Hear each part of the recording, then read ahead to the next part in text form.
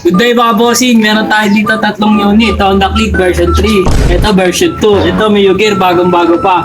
Pag di nyo kinuha to, babiyahe ko to. Ay, naku. Nananahimik ako, inalok mo ako, puro wala pala.